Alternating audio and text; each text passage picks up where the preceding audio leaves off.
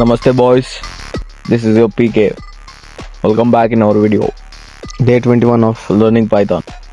Same as యూజువల్గా relational ఆపరేటర్స్లో ఇంకో కొత్త topic is equal to an operator ఎట్లా పనిచేస్తుందో చూద్దాం. ఏం లేదు, రెండు వాల్యూలు సేమ్ ఉందనుకో ట్రూ అనే బూలియన్ వాల్యూ ఇస్తుంది. ఒకవేళ సేమ్ లేకపోయినా అనుకో ఫాల్స్ ఇస్తుంది.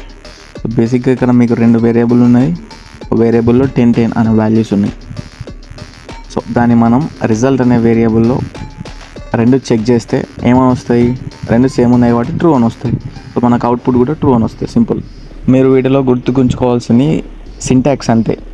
దేన్ని ఎట్లా పెడతానో అని ఒక్కసారి గుర్తుంచుకున్నాం అనుకో మీకు చాలా ఈజీగా ఉంటుంది.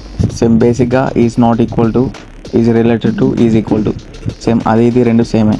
జస్ట్ సింటాక్స్ ఆ exclamatory mark and equal to అని పెట్టాలి. అండ్ మీరు ఇక్కడ కోడ్ చూస్తే సో బేసిక్గా ఎక్స్ అండ్ వై అని రెండు వేరియబుల్స్ ఉన్నాయి. సో రెండు వేరియబుల్స్లో 10 అని 20 ఉన్నాయి. సో రెండు ఈక్వల్ కాదు కాబట్టి మనకు ట్రూ ఇస్తుంది. సింపుల్. ఇక్కడ సింటాక్స్ ఏంటంటే ఒక ఈక్వల్ టు పెడితేనేమో అసైన్ చేసినట్టు, రెండు ఈక్వల్ టు పెడితే వాల్యూస్ చెక్ చేసినట్టు. సింపుల్.